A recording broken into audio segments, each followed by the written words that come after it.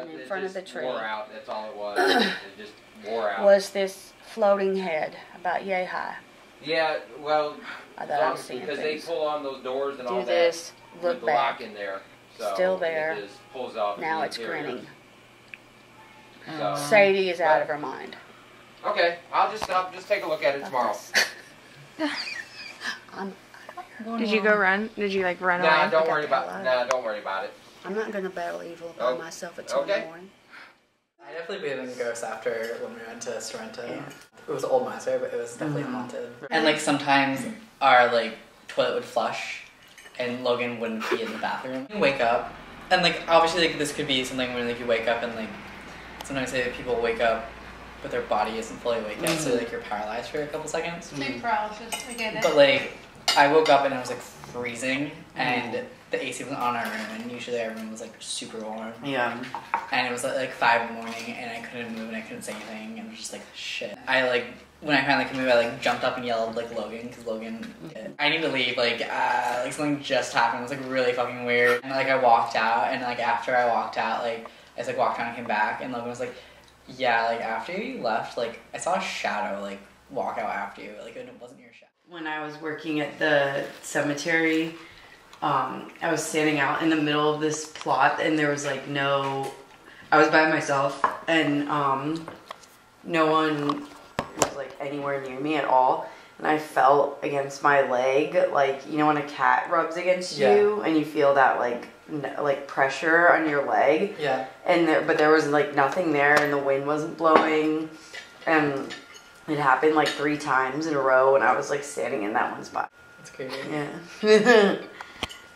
In Scotland, you can pay to stay in a haunted hotel. When I was in high school, I went to a friend's house. She had told us about how there were all these stories about ghosts in her neighborhood. She's about like an hour outside of Chicago.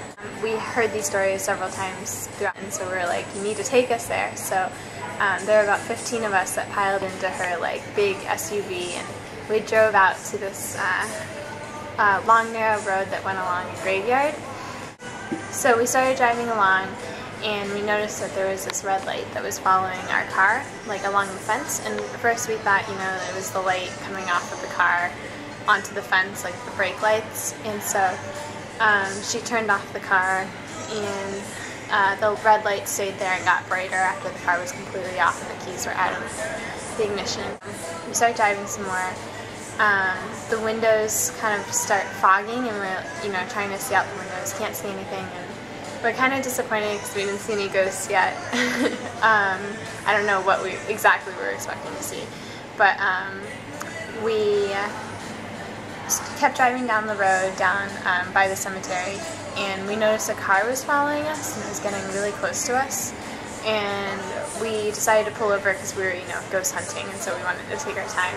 So we pull over and the car was gone and there was nowhere for the car to turn, so the car just, you know, miraculously disappeared. So we get back on the road and we keep driving and we don't see anything, so we decided to turn around at this dead end. We start hearing these weird noises like screaming, you know.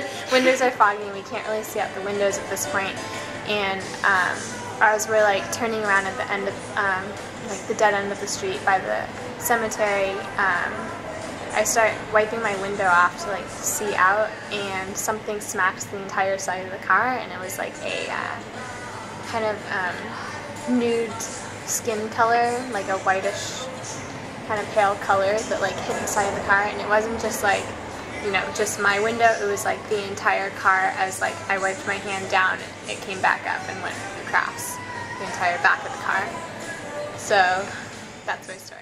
He was sitting in the kitchen and he saw the fridge door to like start opening, and it's one of those doors that has like a real seal to it, so you really need to have some force to pull it open. Yeah. And he sees it open and then slam shut, and then he's still sitting there like, okay, like, you know, kind of taking into account what just happened, and he then he hears a slam, and it was the back door, and that's another thing that has a latch on it, so there's no way it could have opened and shut without anyone being there. Yeah. And so Elias freaks out and he runs outside out of the house to go find his dad, Meanwhile, they kind of went into a circle. Elias went one way around the house through the field to find his dad, and his dad came back through the back door, through the front of the house. And when his dad came back, he walked into the kitchen. He didn't see Elias, and then a few minutes later, Elias comes back into the kitchen where they both meet. And his dad goes, "Elias, why did you leave all the cabinets open? I thought I told you to shut them when you're done." And every single cabinet and the fridge door was open. That night, Elias was sleeping, and hey guys, how's it going? That night he was sleeping, and he woke up suddenly because he felt like something was sitting on him.